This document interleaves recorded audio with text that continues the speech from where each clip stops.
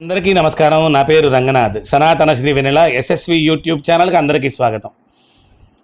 ఈరోజు స్వామివారి అనుగ్రహంతో విష్ణు సహస్రనామం నేర్చుకోవడంలో భాగంగా అదేవిధంగా విష్ణు సహస్రనామ స్తోత్రాన్ని మనం ఫుల్ వీడియోలో కూడా 3 నుంచి 4 నిమిషాల లోపల అందించే ప్రక్రియలో భాగంగా ఈరోజు మనం నేర్చుకునేది 27, 28 శ్లోకాలని నేను నిదానంగా చెప్పే ప్రయత్నం చేస్తాను. మీరు సావధానంగా వినే ప్రయత్నం చేయండి.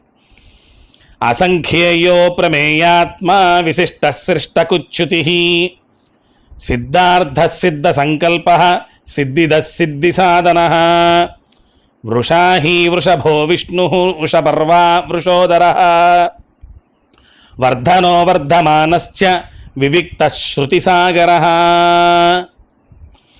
ఇందులో ఈ శ్లోకాల్లో పదచ్ఛేదాన్ని చూసుకుందాం. అసంఖ్యేయ అప్రమేయాత్మ విశిష్ట శిష్టకుచ్యుతి సిద్ధార్థ సిద్ధ సంకల్ప సిద్ధిద సిద్ధి సాధన వృషాహి వృషభ విష్ణు వృషపర్వా వృషోదర వర్ధనో వర్ధమానశ్చ వివిక్త శృతిసాగర. ఇందులో 2 పదాల గురించి చెప్తాం. శృతిసాగరము, శృతి అంటే వేదం. ఆ వేదసాగరమైనటువంటి శ్రీ మహావిష్ణువు యొక్క రూపం, ఆ రూపం వేదసాగరం.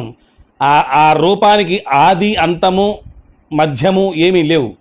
ఆది మధ్యాంతరహితుడైనటువంటి శ్రీ మహావిష్ణువుని కొలిచినటువంటి వాళ్ళకి నేను ఈ విష్ణు సహస్రనామంలో నేను ఈ పదాలు తీసుకొని చెప్తుంటే చాలామందికి అనుమానం రావచ్చు. అదేంటి అక్కడ ఉండే పదం అట్లా కాదు కదా, విష్ణు సహస్రనామం అనేది ఇలా కాదు కదా చెప్పాల్సింది అనిపించవచ్చు.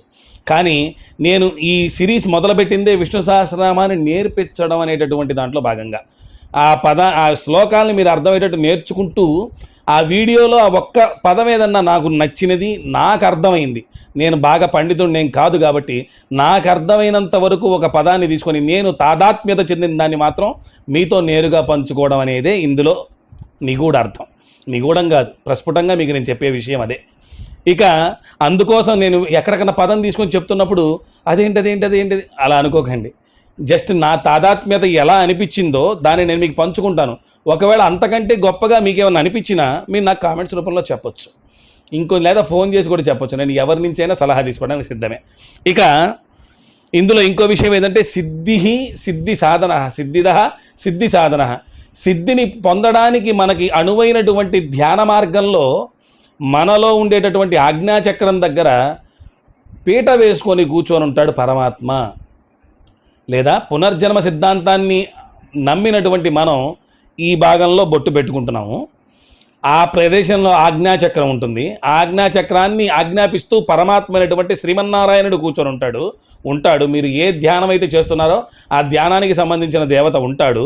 ఆ సిద్ధికి ఆ సాధనాన్ని మనకి శరీరంలో ఉండేటటువంటి వాయు రూపంలో లేదా శక్తి రూపంలో సాధనాన్ని మనకు అందించి ఆ సాధన ద్వారా ప్రతిఫలాన్ని అందించే పూర్ణఫలాన్ని అందించేటటువంటి శ్రీ మహావిష్ణువు యొక్క నామ స్తోత్రాన్ని చదువుకోవడం ఎంత ఆనందదాయకం. కానీ పరిగెత్తొద్దు. నేను ఇప్పుడు ఫాస్ట్గా చెప్పినట్టు మీరు అట్లా ఫాస్ట్గా చదువుకోవద్దు. నిదానంగా శ్లోకాన్ని చదువుతూ ఉంటే ఆ పదాలు ఏదో ఒక 10,365 విష్ణు సహస్రనామం చదువుతున్నప్పుడైనా ఒక నామమైనా మనల్ని ట్రిగర్ చేస్తుంది. ఆ ట్రిగర్ చేసిన నామం నుంచి మనం పరమాత్మ దగ్గరికి చేరుకోవాలని కోరుకుంటూ మరొక వీడియోలో మళ్ళీ కలుసుకుందాం. అంతవరకు నమస్కారం.